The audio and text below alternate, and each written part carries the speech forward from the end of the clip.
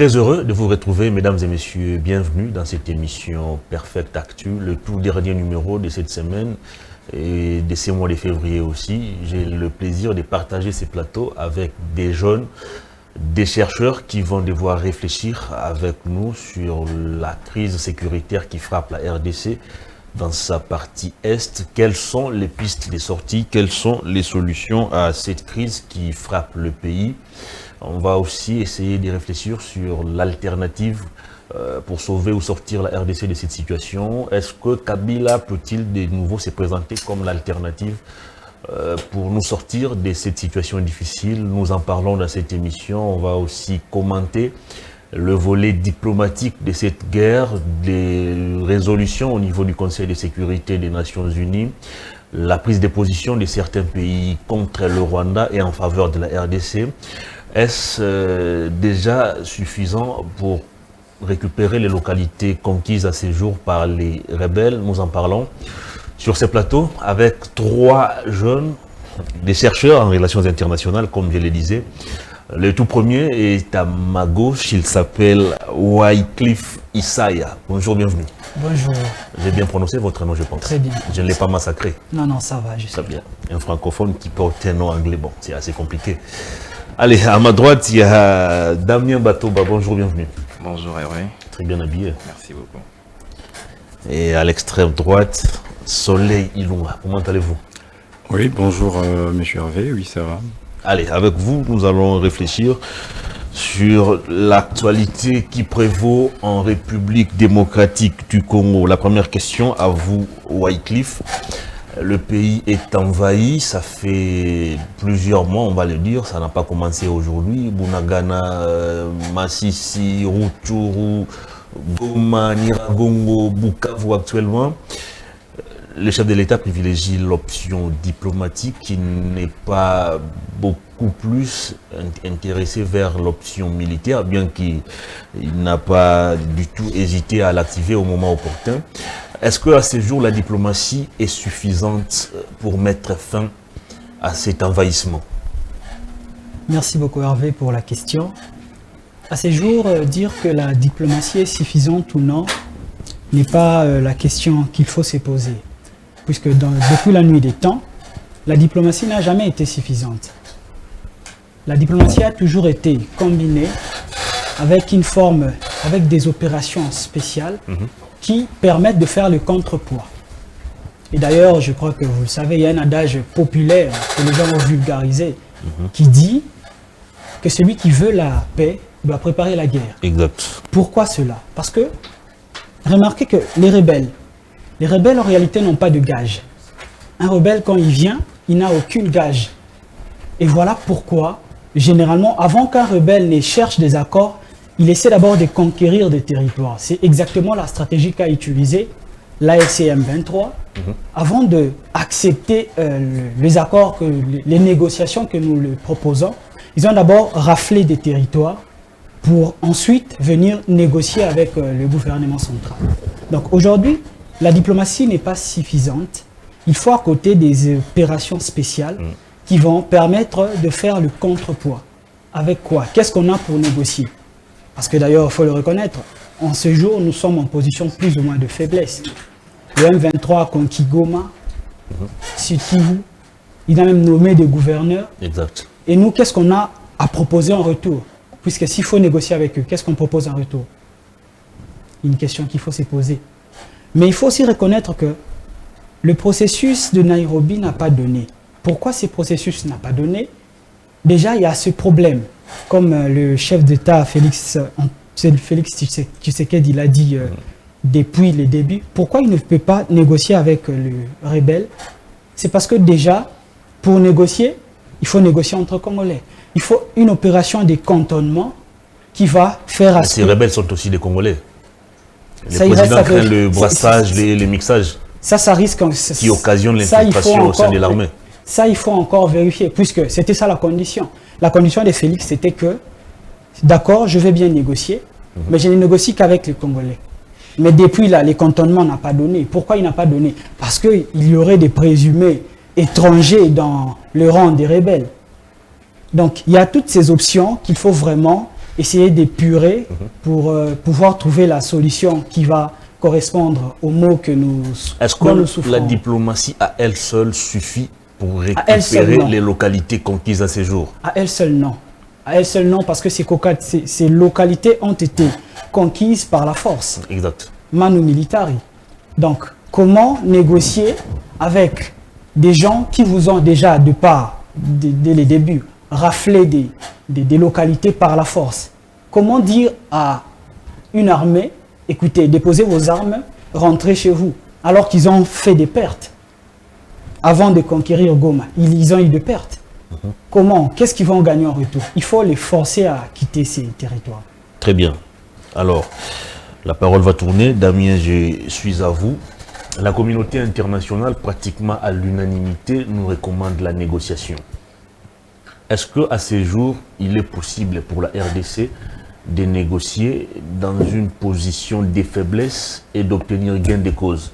Parce qu'on parle du Nord Kivu qui est à 60%, c'est 70% occupé par les forces négatives, le Sud Kivu également. Est-ce qu'à ces jours, il est possible d'aller négocier et de gagner sur le terrain diplomatique dans cette position? Déjà, je vais vraiment revenir un peu sur l'argument de Wycliffe. Allez-y. Mais déjà, négocier aujourd'hui, dans la situation actuelle, on est bien d'accord que la RDC aujourd'hui manque de moyens de pression, à part les sanctions.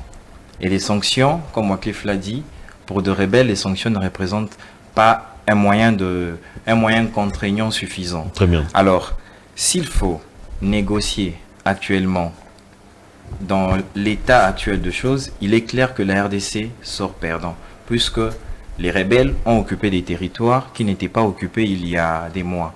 Donc il y a eu une escalade de la part de M23 AFC, mais aussi il y a vraiment quelque chose qui fait mal, c'est cette légèreté dans le champ militaire. On a un peu vu un recul de la part de certains soldats congolais, et aussi une incapacité de frapper, puisque il faut rappeler ici que le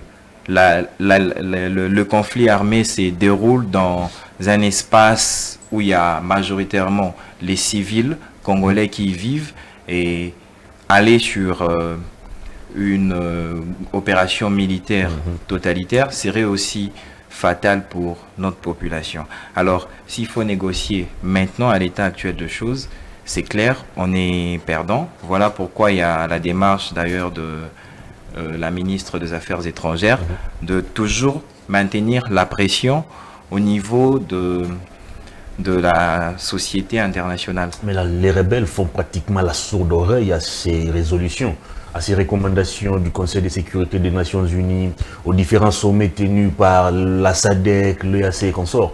Est-ce que dans cette position, doit-on continuer encore à espérer une victoire diplomatique?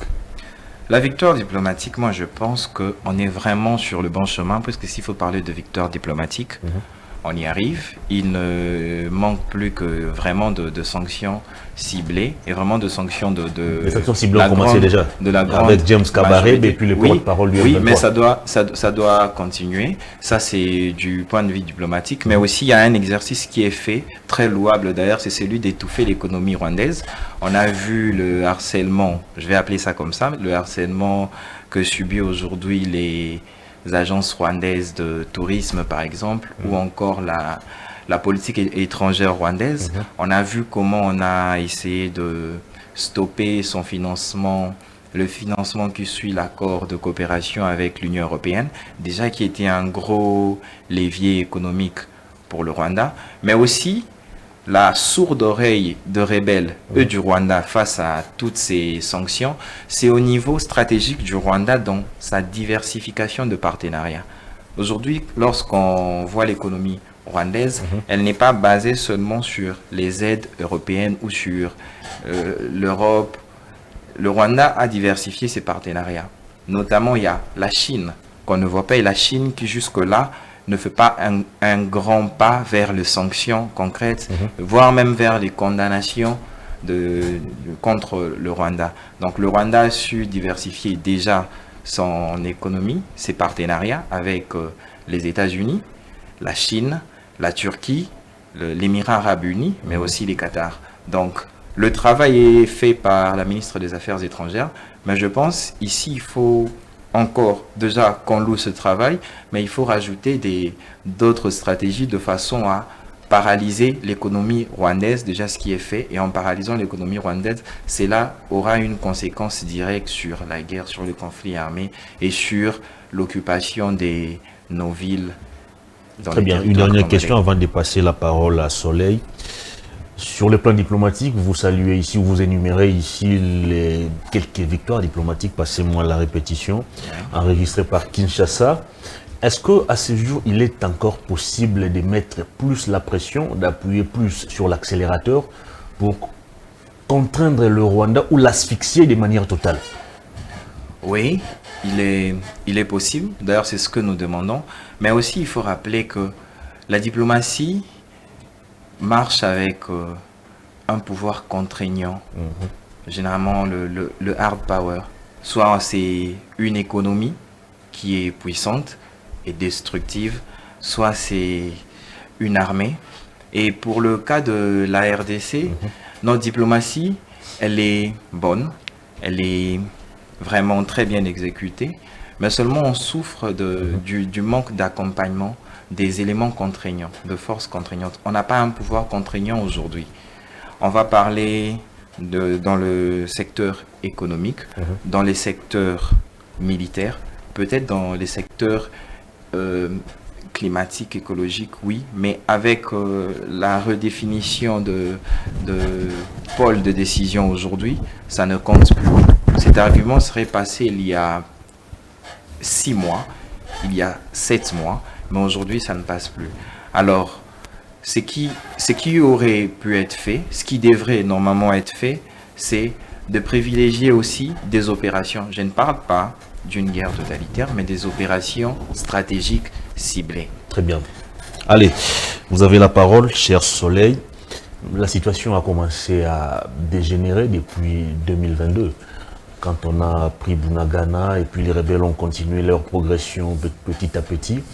Et à ces jours, l'heure est encore devenue plus grave. Hier, on a encore compté des morts, alors que le M23, l'AFC M23 tenait son meeting à Bukavu.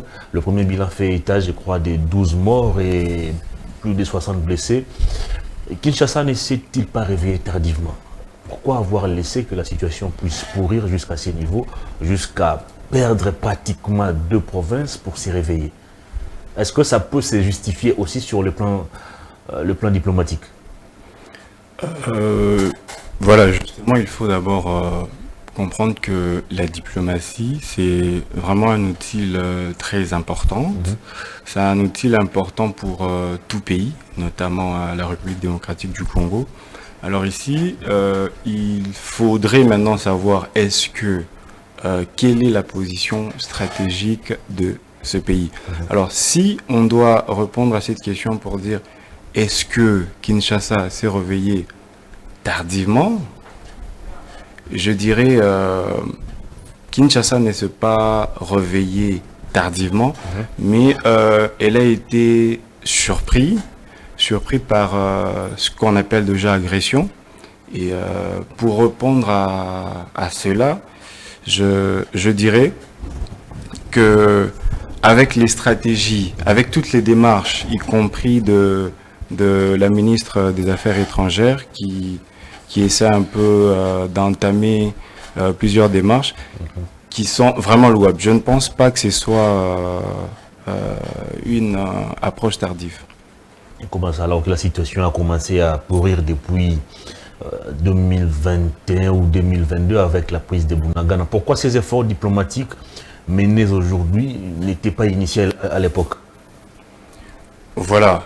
Ça pouvait peut-être nous permettre d'éviter que la situation puisse arriver à ces points.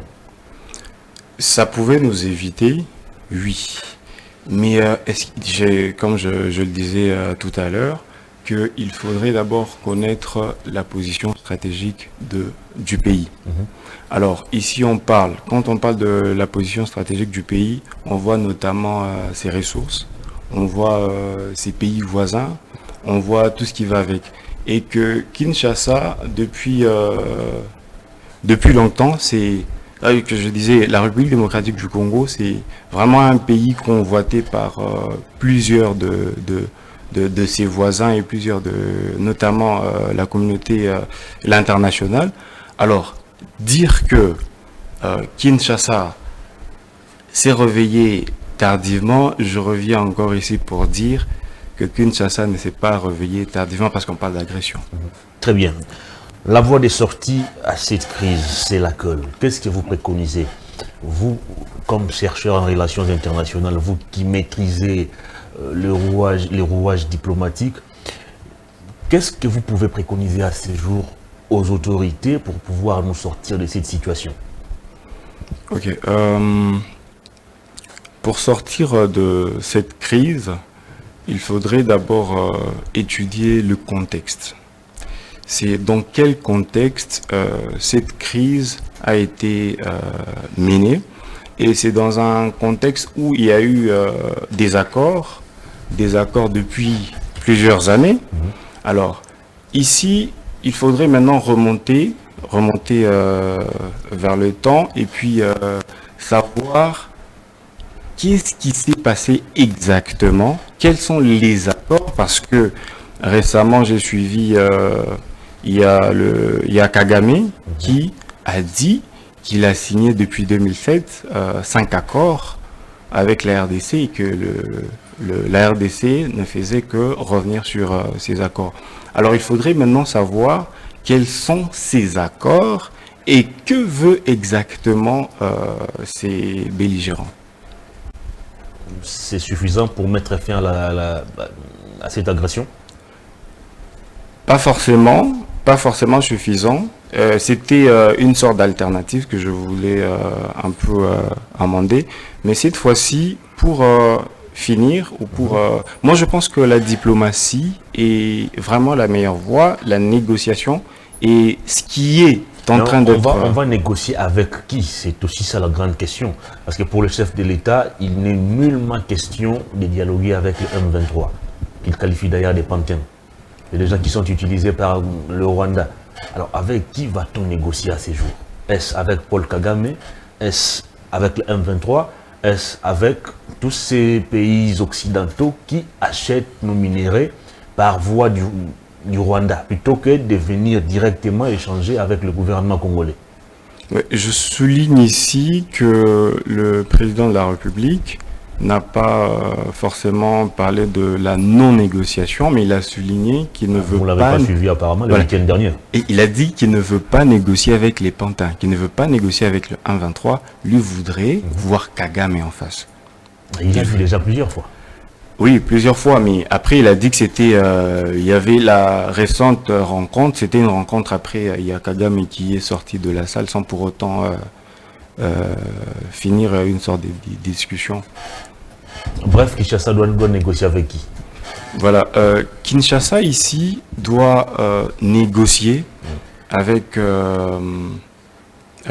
d'abord avec Kagame, parce que c'est lui qui est connu comme acteur principal de ce... Voilà, quand on parle de l'international, ici, ils sont représentés comme des resellers. Mais cette fois-ci, on voit l'acteur principal, Kagame, qui, lui, parle aussi d'un autre problème et tout ça. Très bien. Allez, je reviens à vous, Wycliffe, pour l'ancien président de la République, Joseph Kabila, qui apprend aussi les relations internationales comme vous. Qui a appris? Il a déjà appris. Il est docteur. Ah, ok. Il est docteur. Très bien. Pour lui, cette crise est multidimensionnelle. Après lui, la solution ne va pas venir seulement après échange entre Kinshasa et Kigali, soit après la défaite militaire des M23, mais il faut aussi voir les autres aspects. Il parle de la légitimité ou de l'illégitimité du pouvoir en place après les élections de 2023 qui ont été truquées d'après lui. Il évoque l'aspect de la gouvernance du régime en place. Il a évoqué l'éthique, la politique, bref, tous ces problèmes qui constituent cette crise multidimensionnelle. Est-ce qu'à ce jour, on peut considérer Joseph Kabila comme l'alternative crédible pour mettre fin à cette crise? Pour répondre à cette question, j'aimerais un peu que nous fassions une analogie. Joseph Kabila, l'ancien chef d'État de la RDC, c'est comme Judas. C'est lui qui a trahi Jésus. C'est comme Judas. Et aujourd'hui, on a l'impression que Judas vient faire la leçon à Ponce Pilate, parce que Ponce Pilate a libéré Barabbas et a emprisonné Jésus. Donc, c'est pour dire que Joseph Kabila n'est pas une alternative crédible en RDC, parce que nous, la jeunesse, nous nous souvenons de tout ce qui s'est passé pendant les 18 ans de pouvoir de Joseph Kabila. Donc, nous nous souvenons très bien parce que nous avons vécu cela pendant les marches. On a perdu des amis.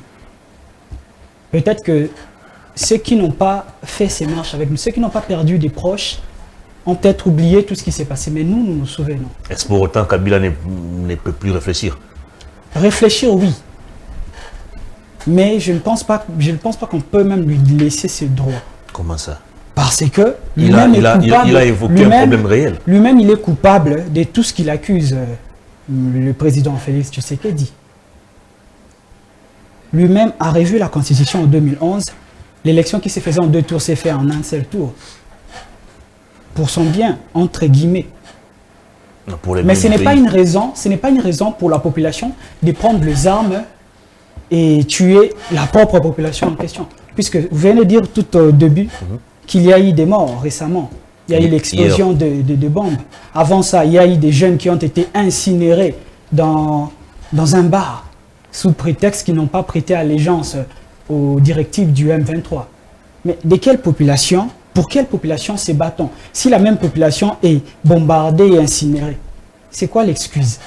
Les revendications, malheureusement, de l'AFC M23 perdent de la crédibilité lorsque l'AFC M23 se permettent de tuer la même population qu'il est en train, entre guillemets, de défendre. Donc c'est vraiment contradictoire. Et sur cette question, les problèmes, si je peux ajouter, les problèmes ont toujours existé. Même le prochain président que nous aurons ne va pas diriger à la perfection cet État.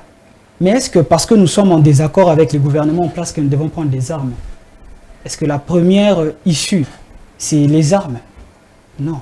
Ce n'est pas légitime de prendre des armes contre la population, soi-disant pour défendre la même population. Donc, c'est ça. Est-ce que Kabila s'est-il trompé en évoquant l'illégitimité du pouvoir en place, en revenant un peu sur les élections de 2023, d'après lui, qui ont violé la loi électorale, les musulmans de l'opposition, de la presse, des activistes, des droits de l'homme, la crise politique? Est-ce qu'il n'a pas raison d'évoquer tous ces éléments? Est-ce qu'il n'est pas opportun à ce jour de se mettre autour d'une table pour trouver des solutions à tous ces éléments, s'ils sont vrais? Il faut rappeler qu'en 2018, non, en 2023, lors des élections, le PPRD n'a pas participé. Alors que normalement, quand on veut changer un régime, c'est par voie électorale. Le PPRD n'a pas participé parce qu'il estimait. Denis Kadima, son bureau n'était pas crédible. Mais n'importe qui peut. Et que les différentes opérations menées par la CENI de l'époque ne respectaient pas la loi électorale. Donc la résolution, c'était de ne pas se présenter aux élections, mais de faire une incursion, comme l'UDPS l'avait fait, de faire une rébellion. Oh, le PPRD a pris les armes? Non, je n'ai pas dit ça. Mais seulement si on dit que le narratif de l'AFC M23 est crédible, alors c'est de dire que mieux vaut ne pas participer, mais prendre les armes. Si ce narratif est crédible, donc c'est là qu'on insinuerait. Donc Kabila n'est pas une alternative crédible à ces jours pour sortir le pays de cette situation? Non, non. La solution viendra d'où alors? La solution, jusque-là, moi je pense que, puisque c'est dans notre propre maison que ça brûle, au lieu de chercher qui a allumé le feu, il faut d'abord chercher à éteindre le feu. Ensuite, on va rechercher pour punir qui est-ce qui avait laissé la bougie allumée à côté de la chaise. Donc, en ce moment, puisqu'il y a l'armée rwandaise qui est sur nos terres, quoique un Congolais aurait mal géré le pays, mais ce n'est pas en s'alliant à des étrangers qu'on chasse les Congolais, soi-disant pour l'intérêt des Congolais. Donc moi je pense qu'il faut un dialogue, mais un dialogue hybride, puisque dans le fait, de facto nous sommes agressés. Il faut d'abord nous défendre avant de trouver le bouc émissaire ou bien le coupable de celui qui a laissé la porte ouverte pour cette agression. Donc, il faut que nous ayons un dialogue. Après le dialogue, après avoir repoussé l'ennemi, c'est seulement après cela que nous allons nous asseoir et dire, bon, d'accord, X a mal dirigé, on va peut-être le changer par des moyens prévus par la Constitution. Je vous repose la question que j'ai posée tout à l'heure à votre ami Soleil. Dialogue, mais on va dialoguer avec qui? Qui doivent être convoqués sur la table des négociations? Est-ce l'opposition non armée? Est-ce l'opposition armée? Est-ce la société civile? Qui doit être convoqué autour de cette table? Pour ne pas reproduire les erreurs du passé, je pense que déjà en 2002, l'accord de Pretoria nous a enseigné que lorsqu'on invite à la table que l'opposition, que la rébellion, que le rebelle, et qu'on écarte la société civile, cette paix, ces accords de paix ne vont pas loin. Mais est-ce que cette société civile existe-t-elle encore? Bien sûr qu'elle existe. Seulement, puisqu'ici la démarche, c'est pour trouver la solution aux problèmes qui nous assènent en ce moment. C'est pour trouver la solution. Et pour trouver la solution, il faut convier toutes les parties congolaises, je précise. Puisque nous savons, d'ailleurs, il y a le président Kagame qui niait autrefois de son implication dans cette rébellion. Mais aujourd'hui, il reconnaît, il dit que c'est une guerre d'existence. Donc aujourd'hui, il le reconnaît, ça veut dire qu'il fait partie de ceux qui font partie du problème. Il est le problème d'ailleurs lui-même. Parmi les partis qui composent le problème, monsieur le président Kagame aussi est une partie. Très bien. Comment réduire à ces jours l'influence de Kagame sur les continents africains? Comment réduire l'influence de Kagame? Est-ce qu'il est réellement dangereux? Est-ce qu'il est réellement ce président puissant qui est présenté par certains? Déjà, c'est en train d'être fait. C'est un exercice qui est fait depuis surtout le dernier livre de Charles Onana, Holocauste au Congo. Il y a le rapport mapping aussi qui le cloue, mais aussi il y a ce grand travail de la ministre des Affaires étrangères. Mais vraiment, est-ce qu'il faut s'arrêter là? Est-ce qu'il faut s'arrêter à changer le narratif rwandais en se faisant tout le temps passer pour la victime, en faisant ces théories de la pitié? Est-ce qu'il faut s'arrêter là ou est-ce qu'il faut aller trouver des solutions globales, des solutions pour la sous-région, mais des solutions aussi qui iront au mieux avec les intérêts de notre chère patrie? C'est là la question. Parce qu'il y a le problème de Kagame, mais il y a aussi nos problèmes internes. Il faut l'admettre. Puisque on nous impose une guerre, il est clairement dit, et on a aussi le droit de nous défendre, le droit de légitime défense, reconnu d'ailleurs par la Charte des Nations Unies, dans l'article 51 du chapitre 7.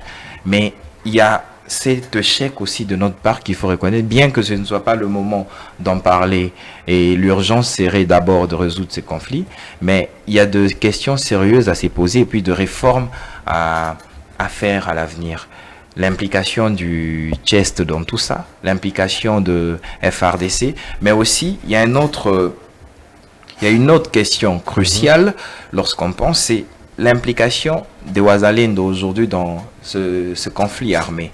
Est-ce que les Wazalendo d'aujourd'hui seront toujours sous notre contrôle demain?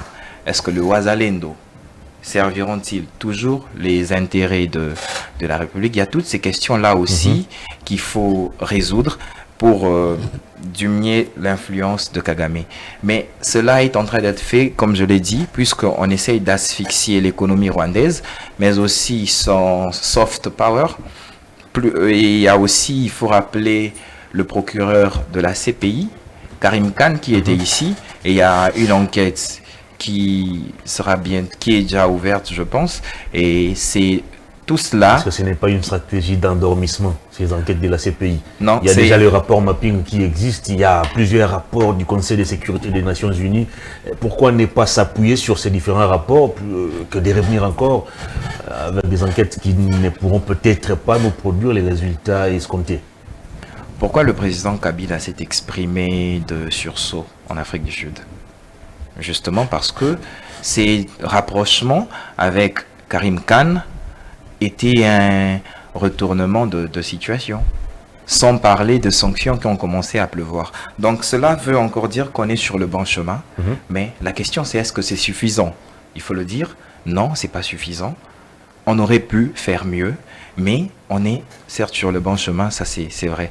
Alors, s'il faut proposer de pistes de solutions pour éteindre Kagame, par exemple, c'est en créant le chaos chez lui. Il faut remettre la guerre d'où elle est venue. De quelle manière?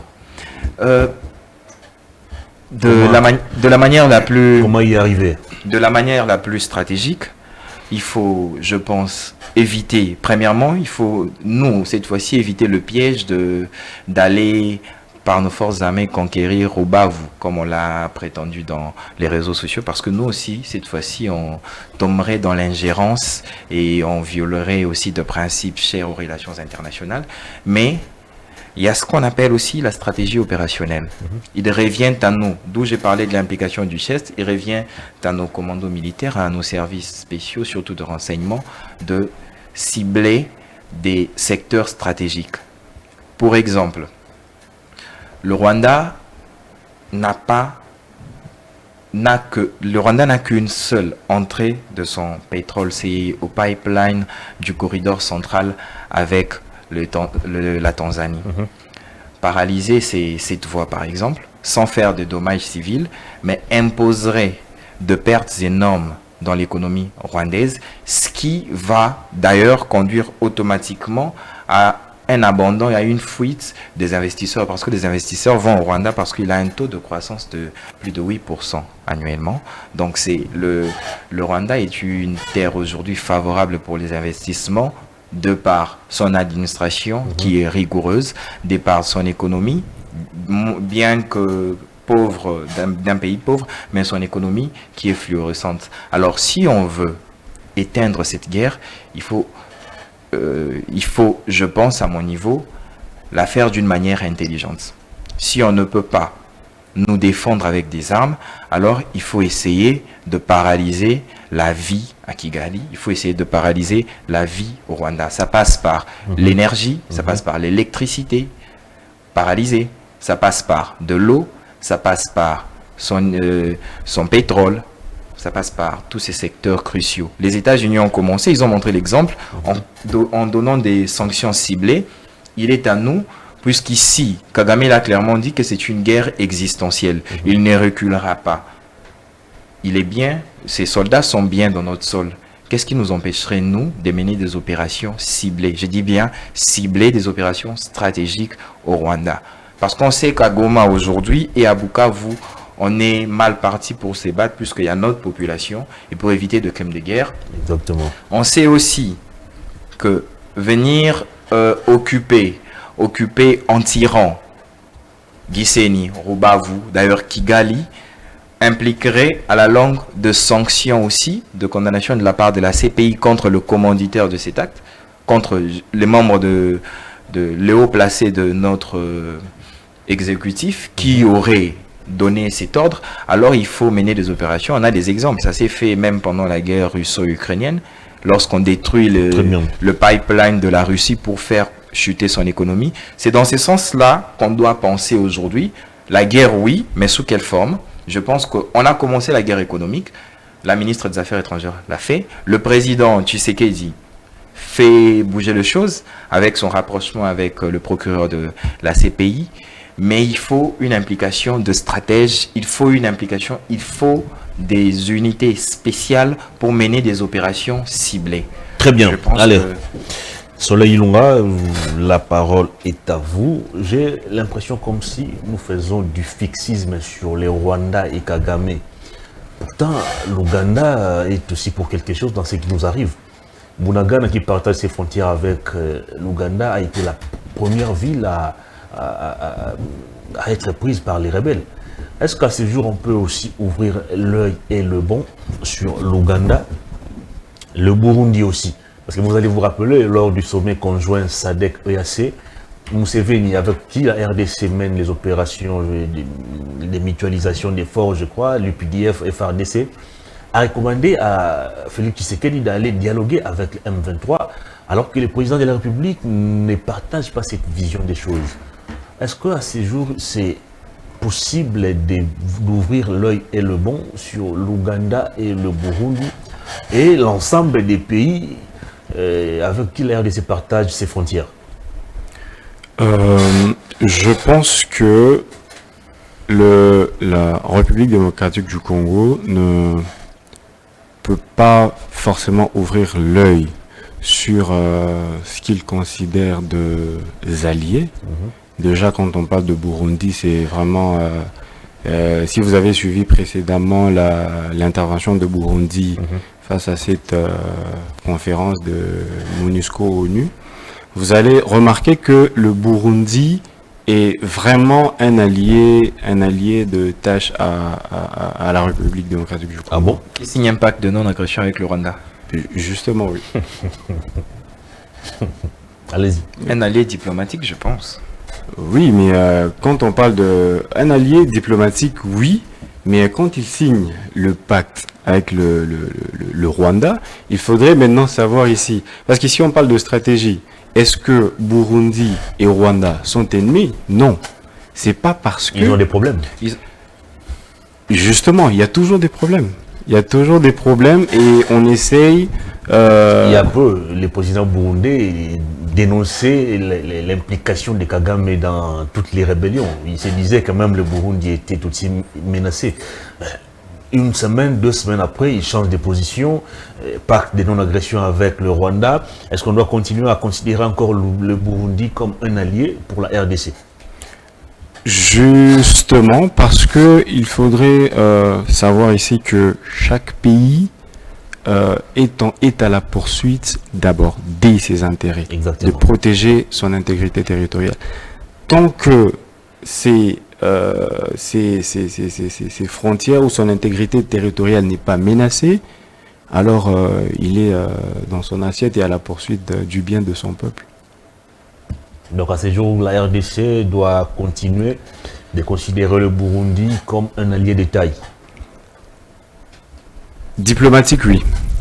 Diplomatique, oui. Parce que dites que déjà il faut savoir que le Burundi c'est un pays frontalier à la République démocratique du Congo, donc il y a toujours une possibilité d'ouvrir une brèche, soit d'agression, soit d'appartenance à une sorte ou à un groupe armé quelconque pour facilement attaquer. Et ici on aura deux combats. On a des problèmes avec le Rwanda, certes, mais en interne, il y a aussi des problèmes qui se posent entre Congolais. Joseph Kabila l'a d'ailleurs rappelé lors de sa récente tribune. Il parle de l'illégitimité du pouvoir, il revient sur la crise politique, il revient sur la traque des opposants, les musellements de la presse, des condamnations ou des arrestations arbitraires de ceux qui ne partagent pas la vue du pouvoir en place. Est-ce que tout ça, tous ces éléments constituent aussi des problèmes réels qui méritent d'être traités d'abord en interne avant de faire face aux ennemis? Alors, j'aimerais souligner ici que je ne suis pas là pour parler comme ceux qui passent sur la toile, dire voilà, la sortie a été ratée, ou que le président Félix est en train de gagner son pari face à ou pour affirmer ou confirmer ce qu'il disait précédemment. Alors, pour faire cette analyse, je dirais il faudrait d'abord savoir quelle est l'intention sous-jacente de l'ancien président de la République démocratique du Congo. Alors, il faudrait savoir qu'il a fait 18 ans au pouvoir et il connaît stratégiquement, il connaît d'Adam et de Ève la République démocratique du Congo. Alors, sa sortie ou son interview face à ce qui a été énuméré, il y a certaines stratégies que lui pense être une contre-diplomatie. Parce que à ce stade, il y a le président Félix qui est en train d'entamer une diplomatie pour pour la paix à l'est du pays. Alors, cette sortie, il faudrait savoir que l'ancien président Kabila, il veut reconquérir, il veut réaffirmer aujourd'hui, reconquérir ce qu'il a en quelque sorte perdu, c'est la jeunesse, parce qu'on parle d'une sorte d'exil que je ne suis pas en train de confirmer ici, mais lui, il est en train de faire une sorte de contre-diplomatie et il sait de quoi il est en train de parler. Très bien. Allez, on va peut-être développer une autre piste de solution ou décrypter un autre problème. Dans cette rébellion, dans cette histoire d'agression, ceux qui sont sur la ligne d'attaque des grés ou des forces, ce sont les jeunes. Quel est le rôle que la jeunesse peut jouer à ces jours face à cette agression? Le rôle que la jeunesse peut jouer face à cette agression, moi je pense que le b.a.-ba pour déjà amorcer, il faudrait que la jeunesse redevienne consciente, Parce que tant que la jeunesse ne va pas réaliser les vrais enjeux de cette guerre, malheureusement, nous ne pourrons jouer aucun rôle. Donc déjà, il faut que la jeunesse réalise les difficultés dans lesquelles nous sommes, et ensuite prendre la peine de se reconsidérer en tant que jeune et de se questionner, puisque l'avenir c'est la jeunesse. Cette guerre, plus elle va durer, plus la jeunesse sera malheureusement sacrifiée. Hier encore, je voyais des petits frères qui défendaient à l'UNIKI. Oui, mais vous défendez, et puis après, qu'est-ce qu'on devient nous jeunes? Donc le rôle que la jeunesse devra jouer, c'est d'abord redevenir conscient, ensuite réfléchir et nous dire comment nous pouvons participer. Malheureusement, nous avons les mains liées, puisque la jeunesse, vous avez vu, la jeunesse qui s'est entêtée à... Qui a lié les mains de la jeunesse? Bon, le conflit, c'est une bataille de titans. La jeunesse, pour le moment, est liée. Je dis liée parce que, voyez-vous ce qui s'est passé récemment à Bukavu. La jeunesse s'est levée et qu'est-ce qui est arrivé? Malheureusement, ils ont perdu la vie. C'est que la jeunesse, malheureusement, on n'a pas assez de marge de manœuvre. Puisque pour avoir une marge de manœuvre, il faut avoir un pouvoir. Donc tout ce que la jeunesse pour le moment peut faire, c'est d'abord de redevenir conscient, comprendre les enjeux et ensuite réfléchir sur la question. Et bien sûr, si le gouvernement nous donne bien sûr un terrain où exercer déjà nos compétences, ou peut-être nous pourrons leur conseiller, puisque la jeunesse, comme vous le voyez ici, cette jeunesse, celle qui est consciente, a déjà réfléchi sur la question, a même des solutions plus ou moins palliatives qu'elle peut proposer. Mais qui entend la jeunesse? La jeunesse doit redevenir consciente, c'est-à-dire qu'au départ, cette jeunesse a perdu sa conscience. Alors, d'après vous, quel est cet élément qui a occasionné la perte de cette conscience? La perte de la conscience, déjà, ça commence par, je veux dire, l'éducation. L'éducation, le système éducatif. Parce que la jeunesse n'est que le reflet de l'éducation d'un État. Lorsque l'éducation est forte, la jeunesse est obligée d'être forte parce que elle reçoit de l'appareil éducatif, une éducation, j'allais dire, c'est une tautologie, mais elle reçoit vraiment des informations qui permettent à cette jeunesse de savoir que jeune, je peux changer les choses. Jeune, je dois éviter les erreurs du passé. Les erreurs du passé commises par nos aïeux, c'est déjà pas dans l'histoire. Dans l'histoire, quand la jeunesse est bien instruite, elle pourra ensuite être consciente et agir en conséquence. Très bien. L'instrumentalisation, ce que le ministre Mouya qualifie de poison rwandais, la désinformation, tous ces éléments passent pratiquement par les jeunes. Comment outiller cette jeunesse congolaise ou quinoise en particulier pour qu'elle puisse comprendre le danger qui guette sur le pays. Est-ce que les appels à la mobilisation pour intégrer l'armée sont suffisants pour outiller ou conscientiser cette jeunesse? Est-ce que les appels à la mobilisation sont suffisants? Non, mais c'est déterminant pour l'heure dans l'allure au vent de choses. Mais aussi, vous avez dit les indicateurs, les éléments qui montrent comment la jeunesse est perdue. D'ailleurs, il y a une avancée. On a vu le problème de la jeunesse et aussi dans la recherche scientifique. Puisque les jeunes peuvent bien aller dans l'armée, mais combien de pourcents de notre budget va dans la recherche scientifique, va dans les développements de la technologie, va dans l'éducation. Et on a une avancée depuis que le président Tshisekedi est là, la forte volonté d'aller vers la gratuité de l'enseignement pour permettre à plus de jeunes d'avoir accès à l'éducation. Et lorsque je parle d'éducation ici, je vois vraiment le civisme.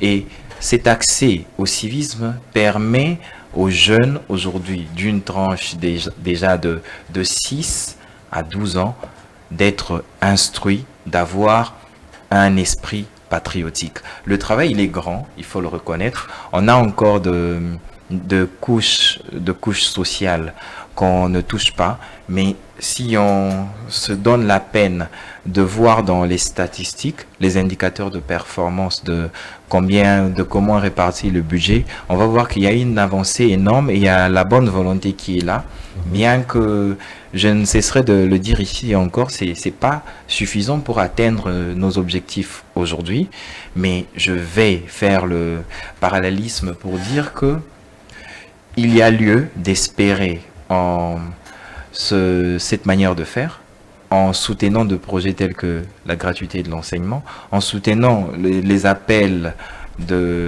aux jeunes de rejoindre l'armée, mais cela va aussi avec le sérieux qu'il faut, avec la rigueur aussi de l'administration et du coulage de recettes. Donc c'est vraiment dans ce sens-là que les efforts ont été mis dès le départ dans la lutte contre la corruption, parce qu'il faut aussi rappeler le classement qu'on occupait dans la liste des pays les plus corrompus.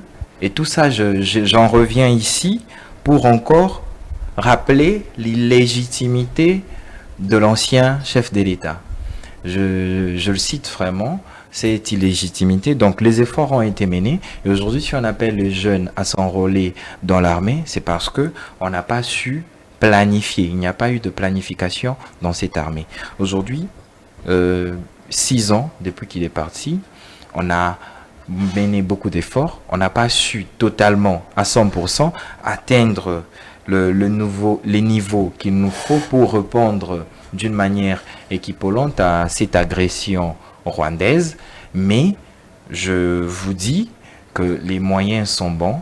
Il y a lieu d'encourager cet appel à la jeunesse dans l'armée, mais seulement, j'insiste, il faut que cela soit encadré avec tout le sérieux possible. Très bien. Soleil, est-ce qu'à ce jour, la jeunesse congolaise a tous les atouts possibles pour défendre son pays? Il faudrait déjà poser une question de savoir dans quel axe il faudrait parler de la compétence de cette jeunesse. Dire que la jeunesse a les atouts, je dirais oui, mais dans un axe quelconque. Alors, on voit ici une jeunesse qui est pratiquement dépourvue de son histoire déjà. On voit ici une jeunesse qui est dépourvue de la réalité même de son pays. Et il y a aussi ce qu'on appelle une sorte de mondialisation qui est avec l'avancée de certaines applications, notamment TikTok et tout ce qui va avec. C'est vraiment ça qui essaie un peu de remettre ou d'abrutir cette jeunesse. Qu'est-ce qu'il faut faire aujourd'hui pour outiller cette jeunesse? Voilà, pour outiller cette jeunesse, il faudrait premièrement reconnaître que cette jeunesse a perdu son authenticité. Cette jeunesse a perdu son histoire. Alors, expliquer à la jeunesse son histoire, je pense que ça serait la première base. Et l'outiller, c'est vraiment donner cette chance à faire encore mieux. Très bien, on va terminer cette émission. Le tout dernier tour de table, vous étiez le premier à prendre la parole. Je commence avec Soleil, puis Damien va boucler l'émission. En 1 minute, si le président vous demandait à ce jour de lui fournir une piste de solution pour sortir de cette crise, qu'est-ce que Soleil peut dire au chef de l'État? Voilà. Ce qu'il faudra, c'est d'abord d'étudier ce qu'il y a eu comme conflit, des étudier, et je pense qu'ils sont vraiment de démarches qui sont déjà qui sont entamées, et une piste de solution. Ici, je parlerai d'une diplomatie, d'une négociation, et cette négociation, elle doit être négociation des accords de paix. Et c'est vraiment la solution que je donnerai. Merci beaucoup. Allez, pour vous, le chef de l'État doit préconiser la paix, oui, et éviter l'option militaire. Et la négociation des accords de paix. Merci beaucoup. Allez, Wycliffe, un nom compliqué. Hein? Je ne sais pas comment se débrouillent vos grands-parents pour le prononcer. En 1 minute, on va terminer l'émission avec vous. Le pays fait face à plusieurs problèmes, politiques, sécuritaires, diplomatiques. Bon, on va écarter un peu la diplomatie. Le social, le transport, bref, c'est des problèmes qui exigent des solutions. Le président doit commencer par où?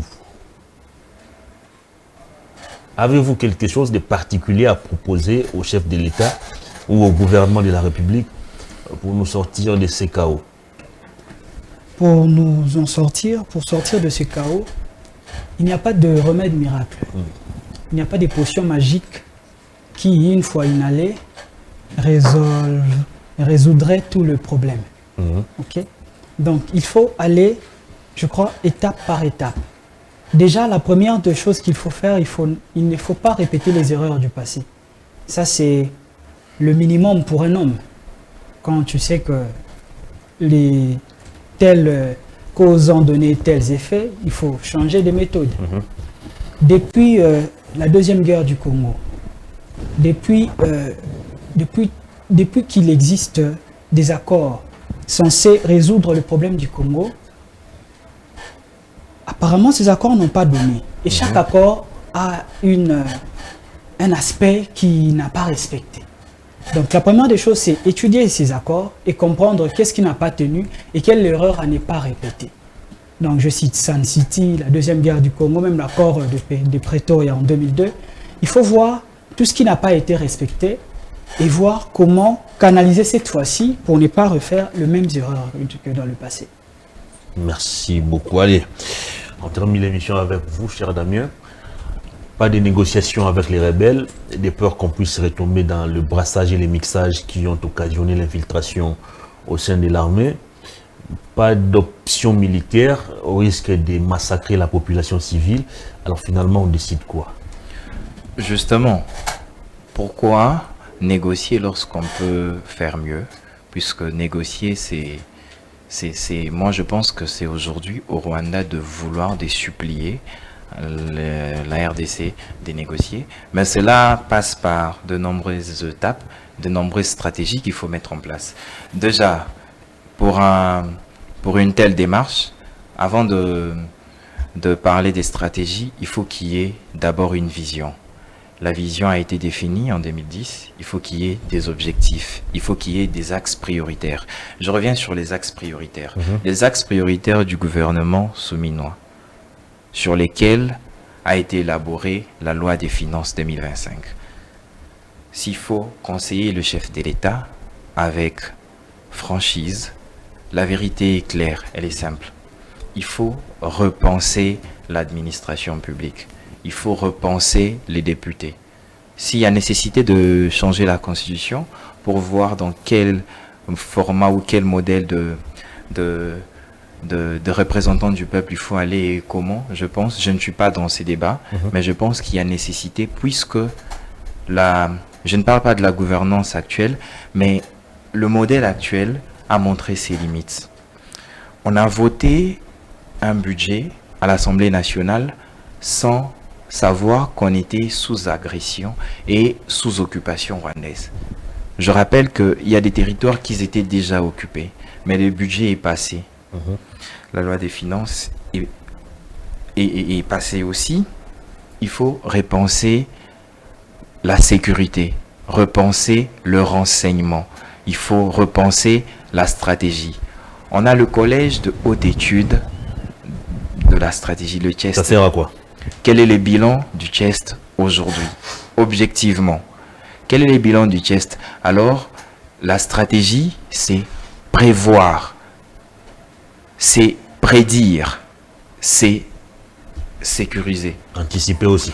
Anticiper, bien évidemment. Et je pense que le Congo aujourd'hui n'a plus besoin de parler n'a pas besoin de parler de ses problèmes internes en mettant tout le chapeau sur le président Tshisekedi. On en parlera peut-être après 2028, dès qu'il aura fini son mandat, je rappelle qu'il est légitime et élu par le mécanisme pour lequel nous avons donné notre accord lors du référendum pour la Constitution de 2006. Merci. Donc, un autre point de vue, je pense, il faut se sacrifier. Il faut sacrifier le confort et le luxe d'aujourd'hui. Vous avez clairement répété ce que je voulais dire. Pour moi, il n'est pas important de négocier, de revenir sur la même situation après, au fil du temps. Il faut accepter les sanctions internationales qui pourraient venir. Il faut voir déjà l'implication d'Israël, puisque je rappelle que le Rwanda a un rattachement stratégique avec Israël, et aussi le Burundi qui est presque paralysé, je dis presque paralysé. Il y a aussi l'Afrique du Sud qui subit des intimidations. Donc il faut repenser géopolitique, qui sont nos alliés, puisqu'il faut aller avec des stratégies d'alliance. Mais pas seulement des stratégies d'alliance, je redis ici encore qu'il faut des stratégies ciblées. Il faut mener des opérations ciblées au cœur de l'économie rwandaise, au cœur de la politique interne rwandaise. Mais il faut s'attendre aux représailles internationales, il faut s'attendre aux sanctions, d'où moi je pense humblement qu'il faut se prendre en charge et sortir de l'hypocrisie de la société internationale aujourd'hui. Il faut faire comme le pays de l'AES. C'est vrai on en souffrira dans le temps, mais l'histoire retiendra que Tshisekedi serait ce président qui a osé, qui a fini le problème, résolu le conflit à long terme, puisque la solution que nous cherchons, c'est une solution globale et à long terme. Merci beaucoup, cher Damien Batoba, pour votre disponibilité. Merci à vous. Merci à vous, cher Soleil, Bilouba. C'est moi. J'espère vous retrouver très prochainement. Merci à vous, Wycliffe Issaïa. Merci à vous tous d'avoir répondu à notre invitation. Grand merci à toute l'équipe technique. Louison Kiassi, l'ouvrier mérite son salaire, c'est la fin du mois déjà. Il y a Jojo Mumba, très bien habillé. Merci à Papi sur l'autre côté de la régie et à vous tous, mesdames et messieurs. Merci d'avoir suivi cette émission. Lundi, 9h30, avec d'autres invités, mais avec toujours le même plaisir. Au revoir.